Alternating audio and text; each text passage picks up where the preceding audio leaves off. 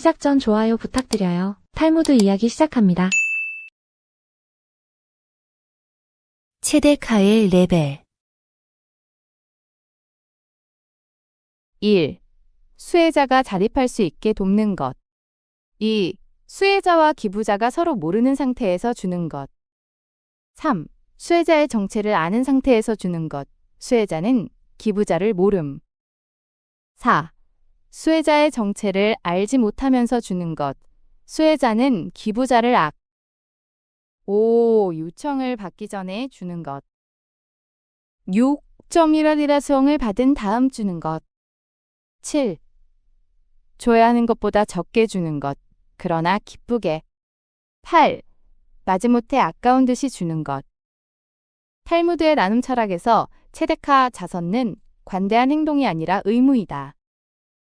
또한 스스로 돈을 벌 수 있는 방법이 전혀 없는 사람이 체데카를 거절하는 것은 규칙 위반으로 여겨진다. 출혈을 방치하는 것과 같기 때문이다. 어떤 종류의 체데카는 다른 것보다 더 훌륭하다. 기부금의 액수보다 마음이 중요한 것이다.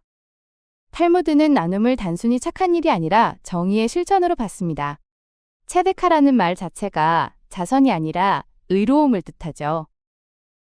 여러분이 가진 것은 원래 당신 것이 아니라 신이 맡긴 몫이고, 그걸 필요한 사람에게 전하는 건 권리가 아니라 의무라는 겁니다. 가령 여러분이 유튜브로 수익을 벌고 있다고 칩시다. 댓글로 도움을 요청하는 구독자가 있을 때 일회성 후원금을 보내는 것보다 그 사람이 영상 편집 기술을 배워서 프리랜서로 일할 수 있도록 온라인 강의를 소개하고 장비를 빌려주는 게 훨씬 더 높은 단계의 나눔입니다. 상대가 스스로 설 수 있게 돕는 순간, 여러분은 단순히 돈을 준 게 아니라 그 사람의 인생을 바꾼 겁니다. 그리고 익명으로 도왔다면 상대의 자존심도 지키고 여러분의 자만도 피할 수 있죠. 진짜 나눔은 상대를 독립시키고, 진짜 정의는 의존 관계를 끊는 것입니다. 부자들이 남을 돕지 않는 이유 라삐님, 가난한 사람들은 서로 힘자라는 데까지 도우면서 사는데 부자들은 그렇게 돈이 많으면서도 왜 남을 돕지 않는지 저는 참 알 수가 없습니다. 순박한 표정으로 남자가 라삐에게 말했다. 라삐는 남자를 이끌고 창가로 갔다. 창밖을 보세요. 무엇이 보입니까? 한 여자가 아이의 손을 잡고 걸어가는 게 보입니다. 자동차가 몇 대 지나갔고 지금 차 한 대가 신호를 기다리고 있네요. 그래요? 그럼 이제 벽에 있는 거울을 보세요. 무엇이 보입니까? 남자는 거울 앞으로 가서 거울을 들여다보았다. 제 얼굴밖에 안 보이는데요. 그렇지요? 거울이나 창이나 유리로 되어 있긴 마찬가지인데 거기에다 음칠을 조금만 하면 자기 모습밖에는 보이지가 않게 된답니다. 라삐는 창문과 거울이 똑같은 유리로 만들어졌다는 사실을 깨우쳐 줍니다. 하지만 거울에 은을 입히는 순간 더 이상 바깥 세상이 보이지 않고 자기 얼굴만 보이게 되지요. 재물이 사람에게 이런 변화를 일으킵니다. 가령 어릴 때 같은 동네에서 친하게 지내던 친구가 여러분에게 있다고 칩시다. 그 친구가 사업에 성공해서 강남에 집을 사고 외제차를 타기 시작했습니다. 처음엔 연락도 잘 되고 만나면 옛날처럼 대했는데 시간이 지나면서 점점 연락이 뜸해집니다. 여러분이 먼저 연락하면 바쁘다는 말만 들리고 약속을 잡으려 해도 일정이 없다며 미루기만 합니다. 이건 그 친구가 나쁜 사람이 되어서가 아닙니다. 돈이라는 은빛막이 그의 시야를 가렸기 때문입니다. 이제 그는 자기 재산, 자기 사업, 자기 성공에만 눈길이 가고 정작 자기를 응원해주던 옛 친구들은 보이지 않게 됩니다. 부자들이 남을 안 돕는 게 아니라 재물이 눈을 가려서 남이 보이지 않는 겁니다. 그래서 희망이다. 라삐 아키바가 당나귀와 개 한 마리를 데리고 여행을 하고 있었다. 가진 것이라고는 작은 가방에 꿀인 소지품 몇 가지와 작은 램프 하나뿐이었다. 날이 저물 때쯤 아키바는 빈 헛간을 발견했다. 아직 이른 시간이었으므로 그는 램프에 불을 밝히고 책을 읽기 시작했다. 그러나 바람이 램프의 불을 자꾸 꺼버리는 바람에 그는 그냥 자기로 했다. 그가 잠든 사이에 여우가 와서 개를 죽여버리고 또 사자가 와서 당나귀마저 죽여버렸다. 아침이 되어 그는 램프 하나만 들고 혼자 쓸쓸히 길을 나섰다. 마을이 가까워져 오는데도 사람이라고는 그림자도 보이지 않았다. 간밤에 도둑 무리가 마을에 들이닥쳐 사람들을 모두 죽였다. 만약 램프불이 바람에 꺼지지 않았다면 개와 당나귀가 살아있었더라면 그도 도둑들에게 발견되었을 것이다. 결국 그는 모든 것을 잃어버린 덕택에 도둑들에게 발견되지 않고 살 수 있었다. 최악의 상태에서도 희망을 잃지 마라. 나쁜 일이 좋은 일로 연결되는 일은 얼마든지 있다. 라삐 아키바는 가장 어두운 순간에도 모든 일에는 이유가 있다고 믿었던 사람입니다. 여러분이 오랫동안 준비해온 해외 취업 면접에 떨어졌다고 생각해 보세요. 실망도 잠시. 얼마 뒤 그 회사가 대규모 구조조정으로 신입사원들을 먼저 해고했다는 소식을 듣습니다. 또는 친구들이 모두 산 코인을 여러분만 못 샀는데 며칠 뒤 그 코인이 폭락해서 친구들이 큰 손실을 봤다는 얘기를 듣게 됩니다. 지금 여러분 손에 남은 게 아무것도 없는 것 같아도 그 빈손 덕분에 더 큰 위험에서 벗어날 수 있는 겁니다. 최악의 상황이라고 느낄 때가 사실은 여러분을 지켜주고 있을 수 있습니다. 최대한 피해야 할 4가지 타입. 1. 오만한 가난뱅이. 2. 아첨을 좋아하는 부자. 3. 호색한 노인. 4. 제멋대로 권력을 휘두르는 지도자. 화를 잘 내는 사람, 화려하게 꾸미고 다니는 사람, 교만한 사람, 칭찬받고 싶어 하는 사람, 질투가 심한 사람도 멀리하는 것이 좋다. 그런 사람들은 성실한 사람이 아니며 겉으로 보이는 그의 겸손이나 인품도 모두 거짓이다. 탈무드 페사임 113b에는 사람들이 견디기 힘든 4가지 타입이 등장합니다. 가난하면서 오만한 사람, 부자인데 아첨하거나 거짓말하는 사람, 나이 들어서도 호색한 노인, 그리고 아무 이유 없이 권력을 휘두르는 지도자입니다. 이 4가지는 모두 자기 처지와 역할에 어긋나는 행동을 하는 사람들입니다. 가난한데 겸손하지 못하고, 부유한데 정직하지 못하고, 나이 들었는데 절제하지 못하고, 리더인데 섬기지 않는 사람들이죠. 탈무드는 화를 잘 내고 화려하게 꾸미며 교만하고 칭찬받길 원하고 질투하는 사람도 멀리하라고 덧붙입니다. 그런 사람들의 겉모습이 아무리 좋아 보여도 그건 가짜라는 것입니다. 가령 여러분이 새로운 팀 프로젝트에 참여하게 됐다고 생각해 봅시다. 실력은 부족한데 자기 의견만 고집하며 다른 팀원의 아이디어를 무시하는 사람이 있습니다. 경력이 높은 데에 상사 앞에서만 다른 태도를 보이며 후배들에게는 자기 실수를 떠넘기는 사람도 있습니다. 나이가 많은데 회식 자리마다 젊은 직원들에게 불편한 농담을 던지는 사람도 있고, 팀장인데 팀원들의 성과는 자기 공로로 가져가면서 실수는 팀원 탓으로 돌리는 사람도 있습니다. 이런 사람들과 가까이 지내면 여러분의 에너지가 소모되고 성장이 멈춥니다. 사람의 진짜 모습은 그가 가진 것과 그의 역할에 어울리는 행동을 하는지를 보면 알 수 있습니다. 살아있는 바다. 이스라엘에는 요단강 가까이에 2개의 큰 호수가 있다. 하나는 사해이고 또 다른 하나는 히브리어로 살아있는 바다라고 불리는 호수이다. 사해, 즉 죽음의 바다는 다른 곳에서 물이 들어오지만 아무데로도 나가지 않는다.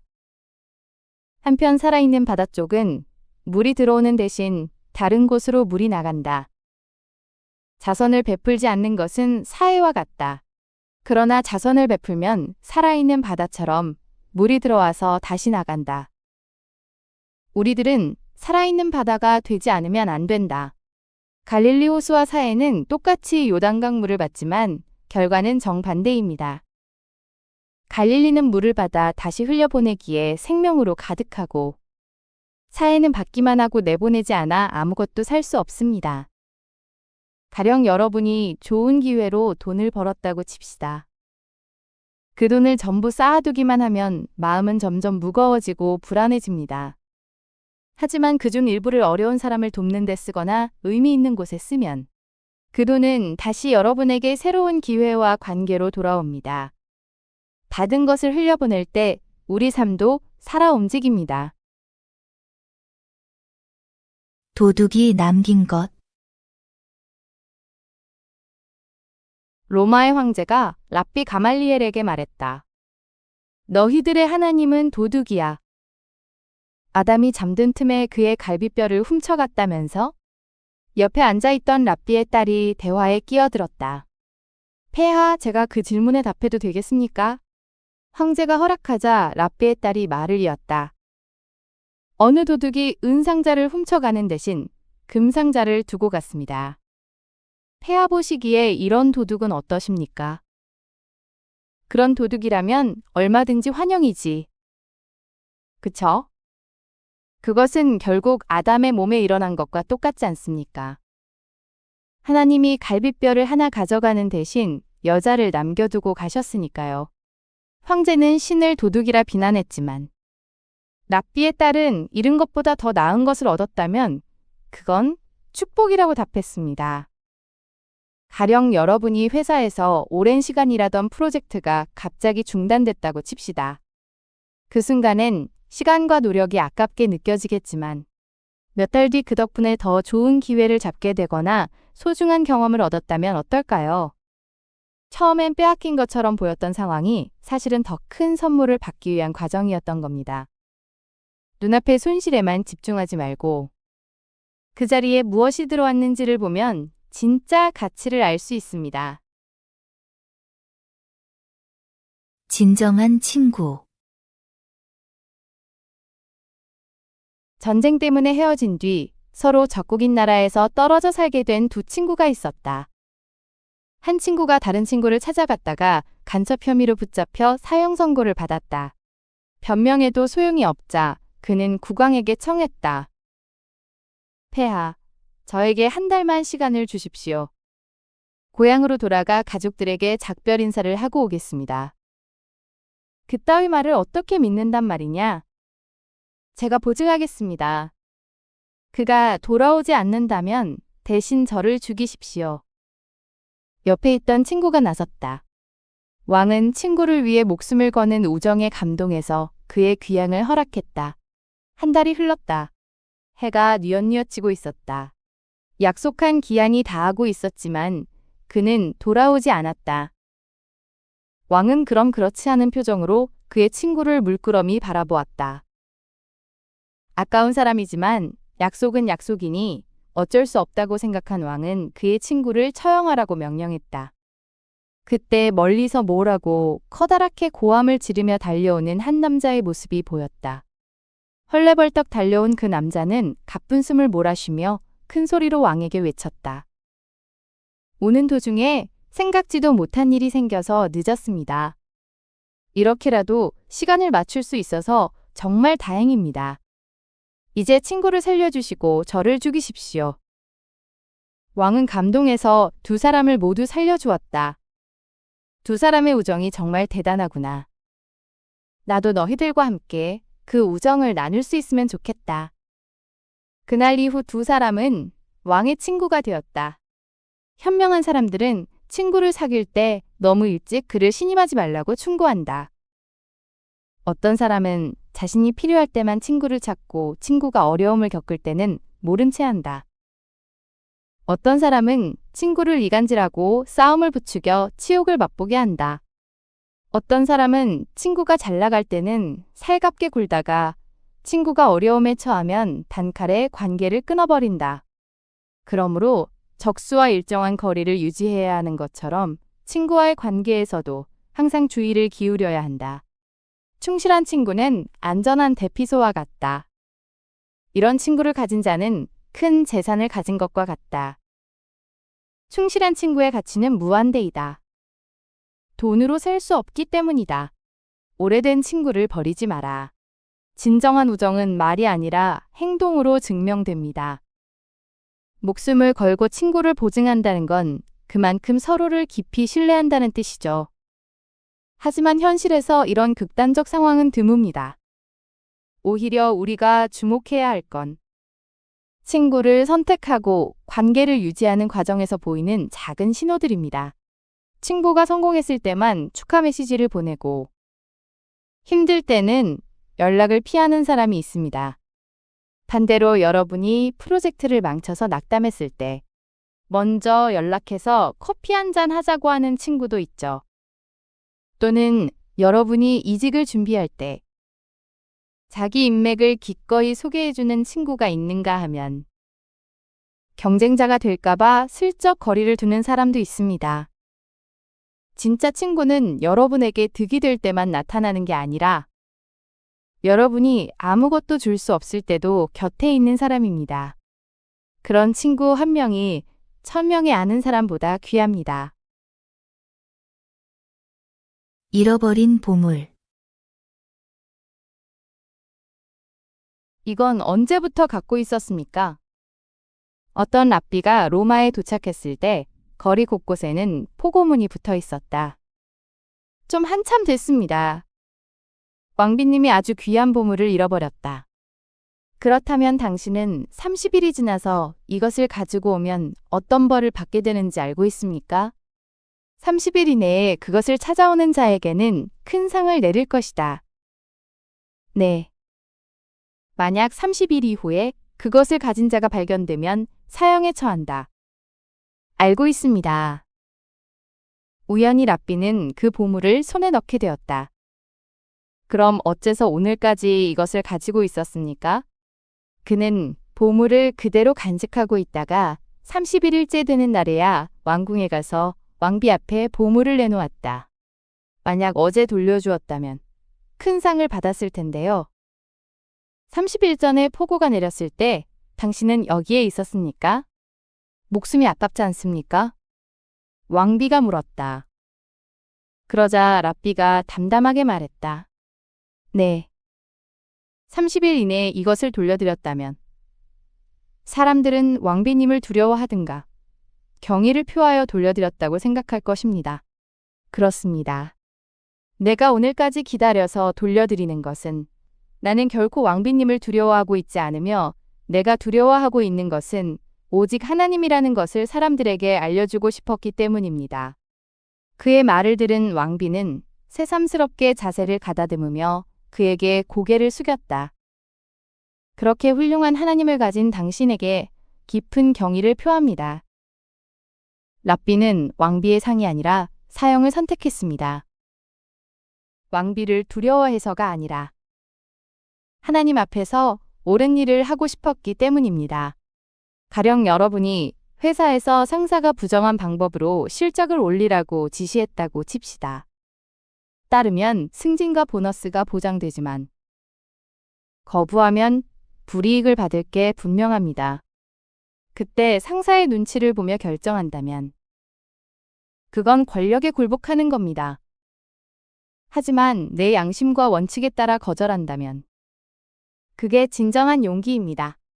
세상의 권력보다 더 높은 가치를 따를 때 비로소 여러분은 자유로운 사람이 됩니다. 약속은 지킵시다.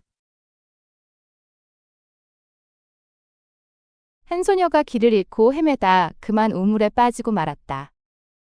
외진 곳에서 아무도 모르게 죽을지도 모를 일이었다. 왈칵 겁이 난 소녀는 허공을 향해 무작정 살려달라고 힘껏 고함을 질렀다. 마침 한 남자가 지나가다 우물 안을 들여다보았다.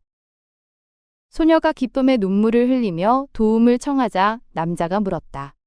내가 구해주면 나와지 않래? 어이없는 일이었지만 선택의 여지가 없었다. 네. 남자는 한참을 애쓴 끝에 소녀를 우물에서 끌어올렸다. 멀리서 보았을 때보다 훨씬 더 아름다운 소녀였다. 자, 이제 약속을 지켜? 남자가 말했다. 어느 집안 출신이세요? 소녀가 물었다. 그는 자신이 사제 집안 출신이라고 말했다. 저도 사제 집안 출신이에요. 신성한 사제 집안의 사람들이 결혼 서약도 하지 않고 동물처럼 행동해도 되는 걸까요? 부탁이에요. 나중에 꼭 저의 집에 와서 부모님께 허락을 받고 저와 결혼하겠다고 약속해 주세요. 소녀가 다시 진지하게 말했다. 남자는 그 말에 동의했고 두 사람은 결혼을 맹세했다. 주위에 아무도 없었으므로 두 사람은 하늘과 우물과 지나가던 쥐를 증인으로 세웠다. 각자 집으로 돌아간 뒤 소녀는 서약을 지키기 위해 모든 청혼을 거절했다. 그렇지만 혼기가 다 찬 명문가의 아름다운 처녀에게는 청혼이 끊임없이 들어오기 마련이었다. 소녀는 마침내 옷을 찢고 사람들에게 돌을 던지기도 하면서 맨발로 거리를 헤매고 다녔다. 이제는 그녀에게 아무도 청혼하지 않게 되었다.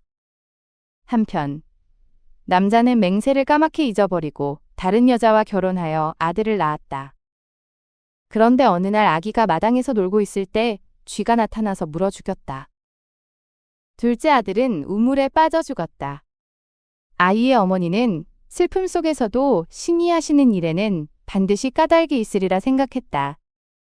만약 신께서 어린 아들들의 죽음으로 우리를 벌하신 거라면 우리는 뭔가 죄를 범한 것이 틀림없어요. 한번 곰곰이 생각해 보세요. 저는 아무리 생각해도 짐작 가는 데가 없네요. 그녀는 남편에게 말했다. 남편은 퍼뜩 소녀와의 약속이 떠올랐다. 그가 아내에게 그 일에 관해 이야기하자 아내는 그에게 약속을 지켜야 한다고 말했다. 그는 아내와 이혼하고 나서 가물가물한 기억을 더듬어 소녀가 사는 도시로 가서 소녀의 집을 찾아갔다. 그 아이는 이미 오래전부터 정신이 이상해져서 이제 누구와도 결혼할 수 없게 됐어. 소녀의 아버지가 말했다. 남자는 극심한 죄책감을 느꼈다. 한 번만이라도 그녀를 만나게 해달라고 간청했다. 아버지는 마지못해 남자를 딸의 방으로 안내했다. 아가씨, 나를 봐요. 기억 안 나요? 남자가 말했다.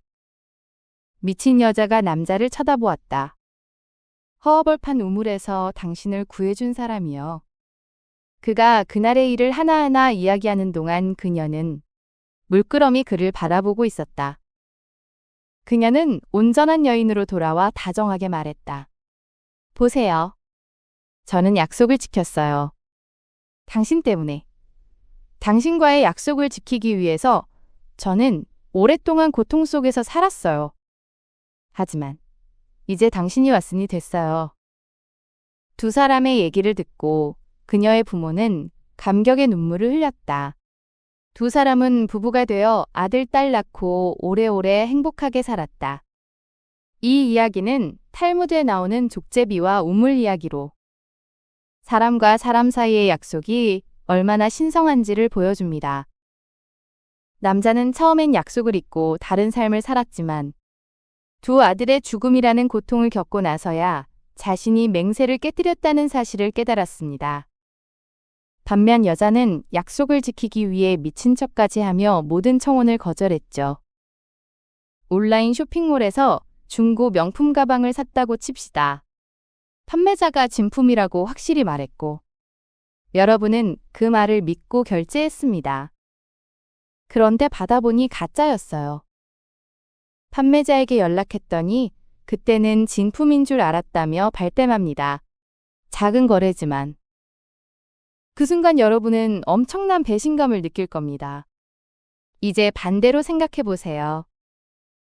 친구에게 돈을 빌려주면서 다음 달에 꼭 갚겠다고 약속했는데 그냥 잊어버리고 지나간다면 어떨까요? 친구는 여러분을 기다리며 계획을 세웠을 텐데 말이죠. 작은 약속이든 큰 약속이든 그것을 지키는 것은 상대방에 대한 존중이고 신뢰를 지키는 일입니다. 약속을 가볍게 여기는 순간, 우리는 다른 사람의 시간과 감정, 그리고 그 사람이 우리를 믿었다는 사실 자체를 무시하는 것과 같습니다. 진정한 관계는 약속을 지키는 사람들 사이에서만 만들어집니다. 아키바의 기도. 아키바는 로마로 호송되어 감옥에 갇혔다가 사형이 확정되었다. 십자가에 매다는 것으로는 성이 차지 않았던 로마인들은 불에 달군 인두로 지져 죽이는 가장 잔인한 처형을 결정했다.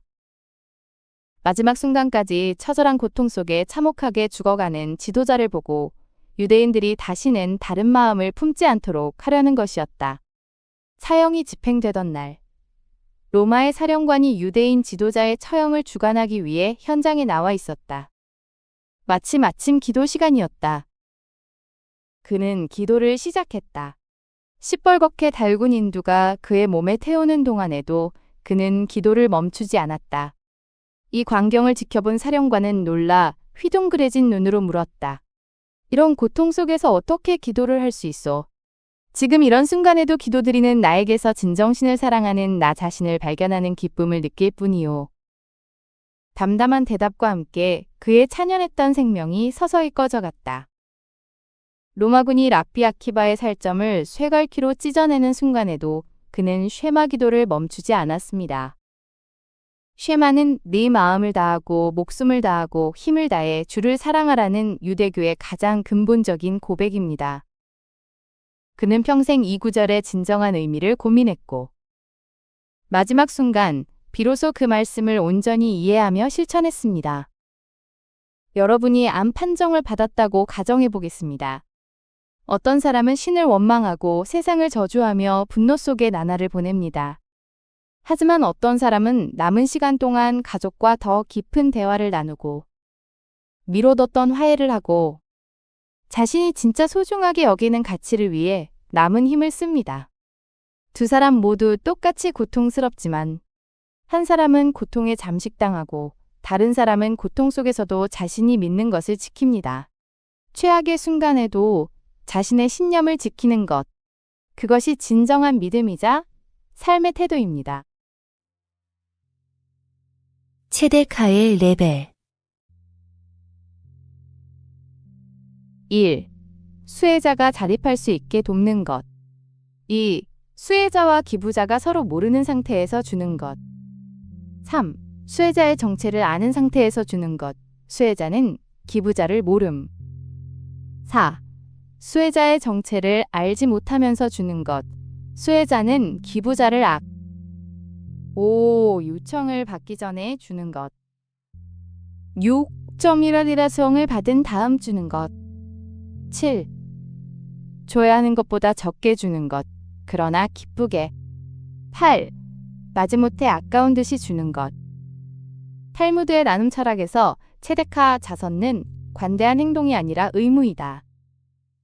또한 스스로 돈을 벌 수 있는 방법이 전혀 없는 사람이 체데카를 거절하는 것은 규칙 위반으로 여겨진다. 출혈을 방치하는 것과 같기 때문이다. 어떤 종류의 체데카는 다른 것보다 더 훌륭하다. 기부금의 액수보다 마음이 중요한 것이다. 탈무드는 나눔을 단순히 착한 일이 아니라 정의의 실천으로 봤습니다. 체데카라는 말 자체가 자선이 아니라 의로움을 뜻하죠. 여러분이 가진 것은 원래 당신 것이 아니라 신이 맡긴 몫이고 그걸 필요한 사람에게 전하는 건 권리가 아니라 의무라는 겁니다. 가령 여러분이 유튜브로 수익을 벌고 있다고 칩시다. 댓글로 도움을 요청하는 구독자가 있을 때 일회성 후원금을 보내는 것보다 그 사람이 영상 편집 기술을 배워서 프리랜서로 일할 수 있도록 온라인 강의를 소개하고 장비를 빌려주는 게 훨씬 더 높은 단계의 나눔입니다. 상대가 스스로 설 수 있게 돕는 순간 여러분은 단순히 돈을 준 게 아니라 그 사람의 인생을 바꾼 겁니다. 그리고 익명으로 도왔다면 상대의 자존심도 지키고 여러분의 자만도 피할 수 있죠. 진짜 나눔은 상대를 독립시키고 진짜 정의는 의존 관계를 끊는 것입니다. 부자들이 남을 돕지 않는 이유. 라삐님. 가난한 사람들은 서로 힘자라는 데까지 도우면서 사는데 부자들은 그렇게 돈이 많으면서도 왜 남을 돕지 않는지 저는 참 알 수가 없습니다. 순박한 표정으로 남자가 라삐에게 말했다. 라삐는 남자를 이끌고 창가로 갔다. 창밖을 보세요. 무엇이 보입니까? 한 여자가 아이의 손을 잡고 걸어가는 게 보입니다. 자동차가 몇 대 지나갔고 지금 차 한 대가 신호를 기다리고 있네요. 그래요? 그럼 이제 벽에 있는 거울을 보세요. 무엇이 보입니까? 남자는 거울 앞으로 가서 거울을 들여다보았다. 제 얼굴밖에 안 보이는데요. 그렇죠? 거울이나 창이나 유리로 되어 있긴 마찬가지인데 거기에다 음칠을 조금만 하면 자기 모습밖에는 보이지가 않게 된답니다. 라삐는 창문과 거울이 똑같은 유리로 만들어졌다는 사실을 깨우쳐줍니다. 하지만 거울에 은을 입히는 순간 더 이상 바깥 세상이 보이지 않고 자기 얼굴만 보이게 되지요. 재물이 사람에게 이런 변화를 일으킵니다. 가령 어릴 때 같은 동네에서 친하게 지내던 친구가 여러분에게 있다고 칩시다. 그 친구가 사업에 성공해서 강남에 집을 사고 외제차를 타기 시작했습니다. 처음엔 연락도 잘 되고 만나면 옛날처럼 대했는데 시간이 지나면서 점점 연락이 뜸해집니다. 여러분이 먼저 연락하면 바쁘다는 말만 들리고 약속을 잡으려 해도 일정이 없다며 미루기만 합니다. 이건 그 친구가 나쁜 사람이 되어서가 아닙니다. 돈이라는 은빛막이 그의 시야를 가렸기 때문입니다. 이제 그는 자기 재산, 자기 사업, 자기 성공에만 눈길이 가고 정작 자기를 응원해주던 옛 친구들은 보이지 않게 됩니다. 부자들이 남을 안 돕는 게 아니라 재물이 눈을 가려서 남이 보이지 않는 겁니다. 그래서 희망이다. 라삐 아키바가 당나귀와 개 한 마리를 데리고 여행을 하고 있었다. 가진 것이라고는 작은 가방에 꿀인 소지품 몇 가지와 작은 램프 하나뿐이었다. 날이 저물 때쯤 아키바는 빈 헛간을 발견했다. 아직 이른 시간이었으므로 그는 램프에 불을 밝히고 책을 읽기 시작했다. 그러나 바람이 램프의 불을 자꾸 꺼버리는 바람에 그는 그냥 자기로 했다. 그가 잠든 사이에 여우가 와서 개를 죽여버리고 또 사자가 와서 당나귀마저 죽여버렸다. 아침이 되어 그는 램프 하나만 들고 혼자 쓸쓸히 길을 나섰다. 마을이 가까워져 오는데도 사람이라고는 그림자도 보이지 않았다. 간밤에 도둑 무리가 마을에 들이닥쳐 사람들을 모두 죽였다. 만약 램프불이 바람에 꺼지지 않았다면 개와 당나귀가 살아있었더라면 그도 도둑들에게 발견되었을 것이다. 결국 그는 모든 것을 잃어버린 덕택에 도둑들에게 발견되지 않고 살 수 있었다. 최악의 상태에서도 희망을 잃지 마라. 나쁜 일이 좋은 일로 연결되는 일은 얼마든지 있다. 라삐 아키바는 가장 어두운 순간에도 모든 일에는 이유가 있다고 믿었던 사람입니다. 여러분이 오랫동안 준비해온 해외 취업 면접에 떨어졌다고 생각해 보세요. 실망도 잠시. 얼마 뒤 그 회사가 대규모 구조조정으로 신입사원들을 먼저 해고했다는 소식을 듣습니다. 또는 친구들이 모두 산 코인을 여러분만 못 샀는데 며칠 뒤 그 코인이 폭락해서 친구들이 큰 손실을 봤다는 얘기를 듣게 됩니다. 지금 여러분 손에 남은 게 아무것도 없는 것 같아도 그 빈손 덕분에 더 큰 위험에서 벗어날 수 있는 겁니다. 최악의 상황이라고 느낄 때가 사실은 여러분을 지켜주고 있을 수 있습니다. 최대한 피해야 할 4가지 타입. 1. 오만한 가난뱅이. 2. 아첨을 좋아하는 부자. 3. 호색한 노인. 4. 제멋대로 권력을 휘두르는 지도자. 화를 잘 내는 사람, 화려하게 꾸미고 다니는 사람, 교만한 사람, 칭찬받고 싶어 하는 사람, 질투가 심한 사람도 멀리하는 것이 좋다. 그런 사람들은 성실한 사람이 아니며 겉으로 보이는 그의 겸손이나 인품도 모두 거짓이다. 탈무드 페사임 113b에는 사람들이 견디기 힘든 4가지 타입이 등장합니다. 가난하면서 오만한 사람, 부자인데 아첨하거나 거짓말하는 사람, 나이 들어서도 호색한 노인, 그리고 아무 이유 없이 권력을 휘두르는 지도자입니다. 이 4가지는 모두 자기 처지와 역할에 어긋나는 행동을 하는 사람들입니다. 가난한데 겸손하지 못하고, 부유한데 정직하지 못하고, 나이 들었는데 절제하지 못하고, 리더인데 섬기지 않는 사람들이죠. 탈무드는 화를 잘 내고 화려하게 꾸미며 교만하고 칭찬받길 원하고 질투하는 사람도 멀리하라고 덧붙입니다. 그런 사람들의 겉모습이 아무리 좋아 보여도 그건 가짜라는 것입니다.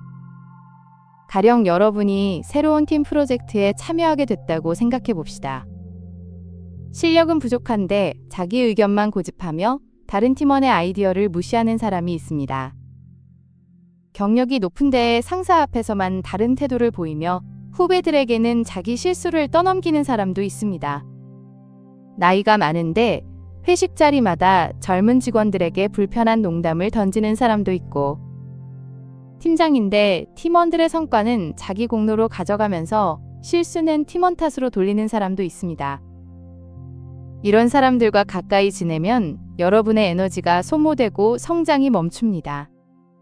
사람의 진짜 모습은 그가 가진 것과 그의 역할에 어울리는 행동을 하는지를 보면 알 수 있습니다. 살아있는 바다. 이스라엘에는 요단강 가까이에 2개의 큰 호수가 있다. 하나는 사해이고 또 다른 하나는 히브리어로 살아있는 바다라고 불리는 호수이다. 사해, 즉 죽음의 바다는 다른 곳에서 물이 들어오지만 아무데로도 나가지 않는다. 한편 살아있는 바다 쪽은 물이 들어오는 대신 다른 곳으로 물이 나간다. 자선을 베풀지 않는 것은 사해와 같다. 그러나 자선을 베풀면 살아있는 바다처럼 물이 들어와서 다시 나간다. 우리들은 살아있는 바다가 되지 않으면 안 된다. 갈릴리 호수와 사해는 똑같이 요단강 물을 받지만 결과는 정반대입니다. 갈릴리는 물을 받아 다시 흘려보내기에 생명으로 가득하고, 사해는 받기만 하고 내보내지 않아 아무것도 살 수 없습니다. 가령 여러분이 좋은 기회로 돈을 벌었다고 칩시다.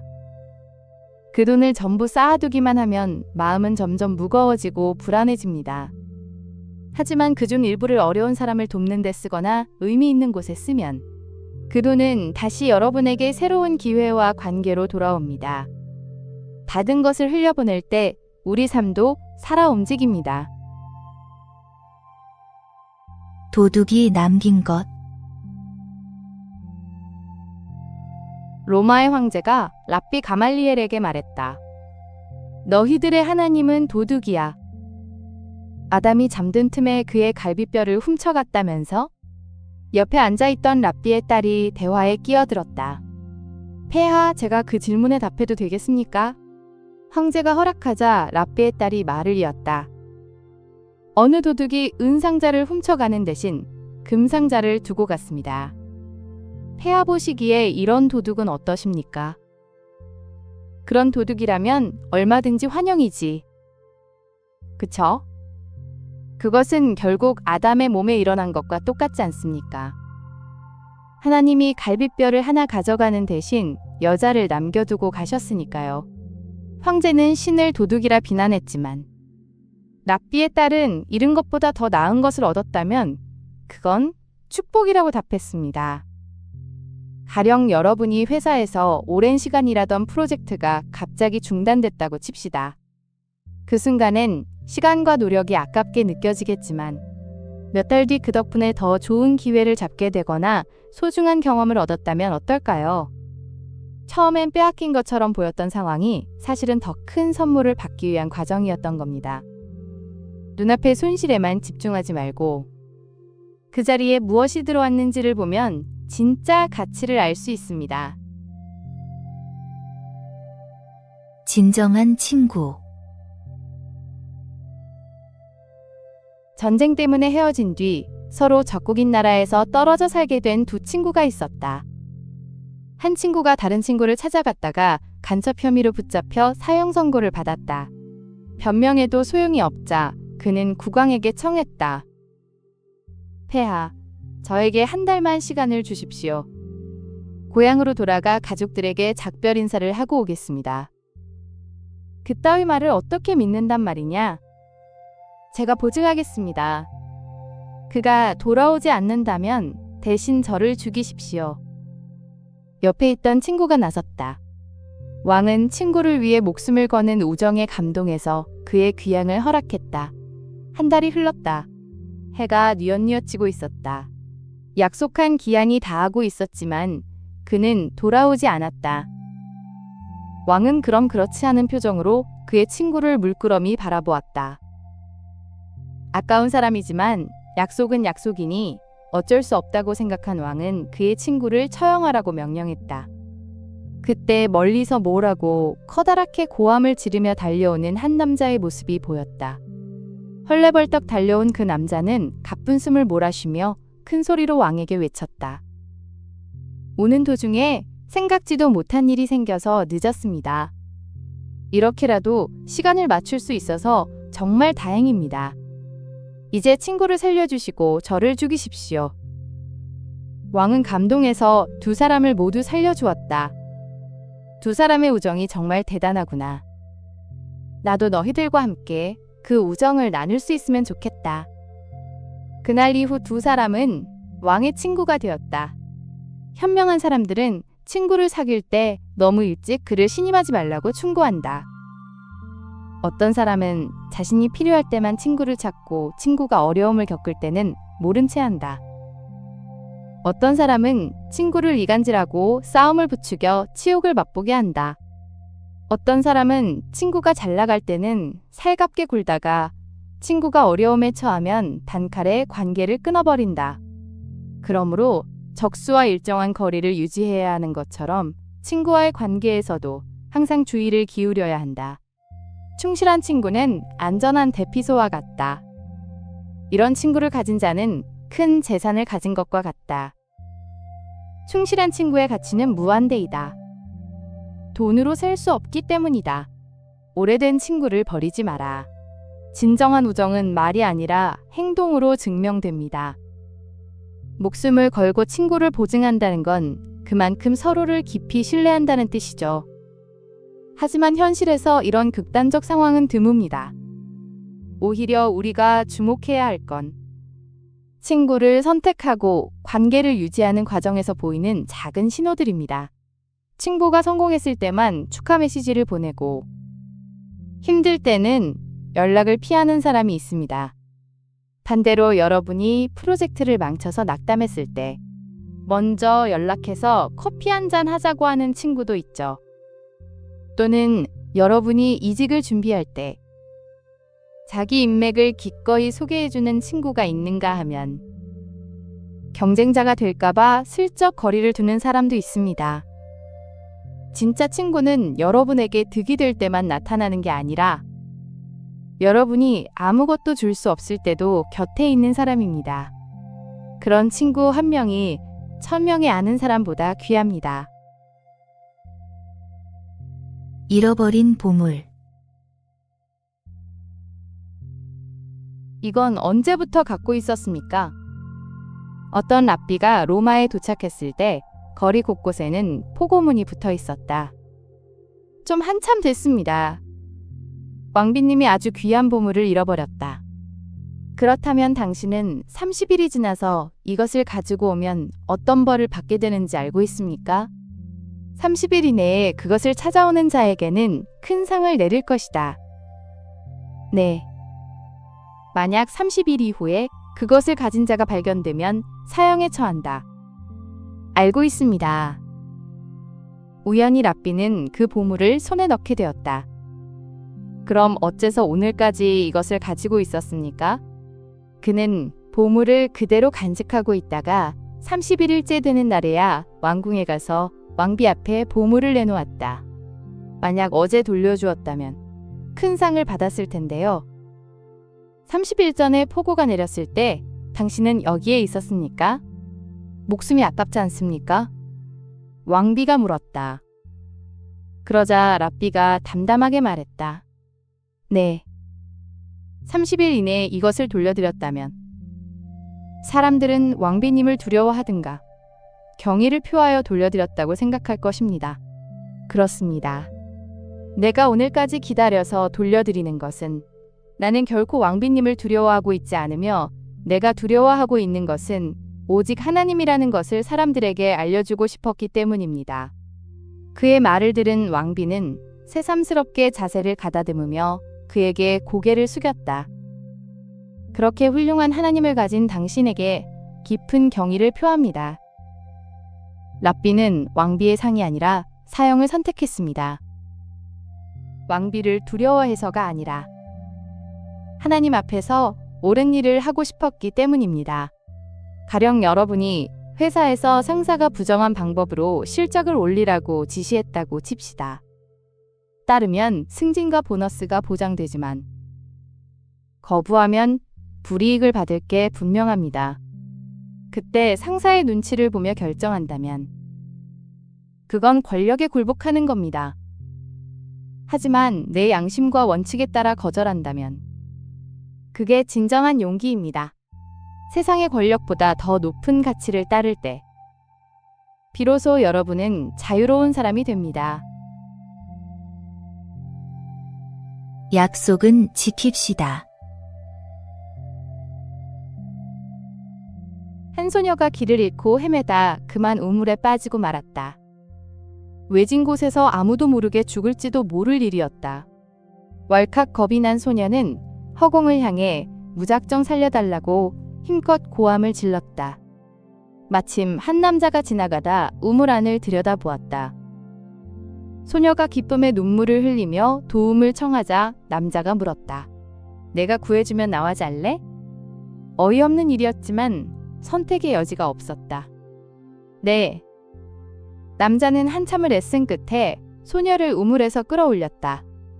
멀리서 보았을 때보다 훨씬 더 아름다운 소녀였다. 자, 이제 약속을 지켜? 남자가 말했다. 어느 집안 출신이세요? 소녀가 물었다. 그는 자신이 사제 집안 출신이라고 말했다. 저도 사제 집안 출신이에요. 신성한 사제 집안의 사람들이 결혼 서약도 하지 않고 동물처럼 행동해도 되는 걸까요? 부탁이에요. 나중에 꼭 저의 집에 와서 부모님께 허락을 받고 저와 결혼하겠다고 약속해 주세요. 소녀가 다시 진지하게 말했다. 남자는 그 말에 동의했고 두 사람은 결혼을 맹세했다.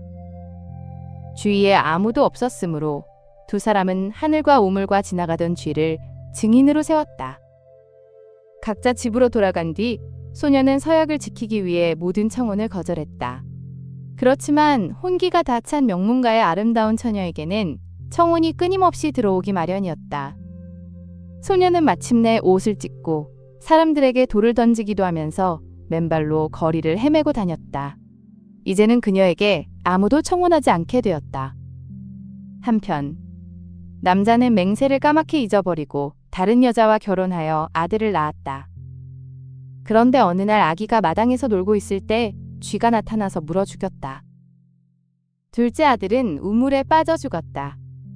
아이의 어머니는 슬픔 속에서도 신이 하시는 일에는 반드시 까닭이 있으리라 생각했다. 만약 신께서 어린 아들들의 죽음으로 우리를 벌하신 거라면 우리는 뭔가 죄를 범한 것이 틀림없어요. 한번 곰곰이 생각해 보세요. 저는 아무리 생각해도 짐작 가는 데가 없네요. 그녀는 남편에게 말했다. 남편은 퍼뜩 소녀와의 약속이 떠올랐다. 그가 아내에게 그 일에 관해 이야기하자 아내는 그에게 약속을 지켜야 한다고 말했다. 그는 아내와 이혼하고 나서 가물가물한 기억을 더듬어 소녀가 사는 도시로 가서 소녀의 집을 찾아갔다. 그 아이는 이미 오래전부터 정신이 이상해져서 이제 누구와도 결혼할 수 없게 됐어. 소녀의 아버지가 말했다. 남자는 극심한 죄책감을 느꼈다. 한 번만이라도 그녀를 만나게 해달라고 간청했다. 아버지는 마지못해 남자를 딸의 방으로 안내했다. 아가씨, 나를 봐요. 기억 안 나요? 남자가 말했다. 미친 여자가 남자를 쳐다보았다. 허허벌판 우물에서 당신을 구해준 사람이요. 그가 그날의 일을 하나하나 이야기하는 동안 그녀는 물끄러미 그를 바라보고 있었다. 그녀는 온전한 여인으로 돌아와 다정하게 말했다. 보세요. 저는 약속을 지켰어요. 당신 때문에. 당신과의 약속을 지키기 위해서 저는 오랫동안 고통 속에서 살았어요. 하지만 이제 당신이 왔으니 됐어요. 두 사람의 얘기를 듣고 그녀의 부모는 감격의 눈물을 흘렸다. 두 사람은 부부가 되어 아들, 딸 낳고 오래오래 행복하게 살았다. 이 이야기는 탈무드에 나오는 족제비와 우물 이야기로 사람과 사람 사이의 약속이 얼마나 신성한지를 보여줍니다. 남자는 처음엔 약속을 잊고 다른 삶을 살았지만 두 아들의 죽음이라는 고통을 겪고 나서야 자신이 맹세를 깨뜨렸다는 사실을 깨달았습니다. 반면 여자는 약속을 지키기 위해 미친 척까지 하며 모든 청혼을 거절했죠. 온라인 쇼핑몰에서 중고 명품 가방을 샀다고 칩시다. 판매자가 진품이라고 확실히 말했고 여러분은 그 말을 믿고 결제했습니다. 그런데 받아보니 가짜였어요. 판매자에게 연락했더니 그때는 진품인 줄 알았다며 발뺌합니다. 작은 거래지만 그 순간 여러분은 엄청난 배신감을 느낄 겁니다. 이제 반대로 생각해 보세요. 친구에게 돈을 빌려주면서 다음 달에 꼭 갚겠다고 약속했는데 그냥 잊어버리고 지나간다면 어떨까요? 친구는 여러분을 기다리며 계획을 세웠을 텐데 말이죠. 작은 약속이든 큰 약속이든 그것을 지키는 것은 상대방에 대한 존중이고 신뢰를 지키는 일입니다. 약속을 가볍게 여기는 순간 우리는 다른 사람의 시간과 감정 그리고 그 사람이 우리를 믿었다는 사실 자체를 무시하는 것과 같습니다. 진정한 관계는 약속을 지키는 사람들 사이에서만 만들어집니다. 아키바의 기도. 아키바는 로마로 호송되어 감옥에 갇혔다가 사형이 확정되었다. 십자가에 매다는 것으로는 성이 차지 않았던 로마인들은 불에 달군 인두로 지져 죽이는 가장 잔인한 처형을 결정했다. 마지막 순간까지 처절한 고통 속에 참혹하게 죽어가는 지도자를 보고 유대인들이 다시는 다른 마음을 품지 않도록 하려는 것이었다. 사형이 집행되던 날, 로마의 사령관이 유대인 지도자의 처형을 주관하기 위해 현장에 나와 있었다. 마침 아침 기도 시간이었다. 그는 기도를 시작했다. 시뻘겋게 달군 인두가 그의 몸에 태우는 동안에도 그는 기도를 멈추지 않았다. 이 광경을 지켜본 사령관은 놀라 휘둥그레진 눈으로 물었다. 이런 고통 속에서 어떻게 기도를 할 수 있어? 지금 이런 순간에도 기도드리는 나에게서 진정신을 사랑하는 나 자신을 발견하는 기쁨을 느낄 뿐이요. 담담한 대답과 함께 그의 찬연했던 생명이 서서히 꺼져갔다. 로마군이 랍비 아키바의 살점을 쇠갈퀴로 찢어내는 순간에도 그는 쉐마 기도를 멈추지 않았습니다. 쉐마는 네 마음을 다하고 목숨을 다하고 힘을 다해 주를 사랑하라는 유대교의 가장 근본적인 고백입니다. 그는 평생 이 구절의 진정한 의미를 고민했고 마지막 순간 비로소 그 말씀을 온전히 이해하며 실천했습니다. 여러분이 암 판정을 받았다고 가정해 보겠습니다. 어떤 사람은 신을 원망하고 세상을 저주하며 분노 속에 나날을 보냅니다. 하지만 어떤 사람은 남은 시간 동안 가족과 더 깊은 대화를 나누고 미뤄뒀던 화해를 하고 자신이 진짜 소중하게 여기는 가치를 위해 남은 힘을 씁니다. 두 사람 모두 똑같이 고통스럽지만 한 사람은 고통에 잠식당하고 다른 사람은 고통 속에서도 자신이 믿는 것을 지킵니다. 최악의 순간에도 자신의 신념을 지키는 것, 그것이 진정한 믿음이자 삶의 태도입니다.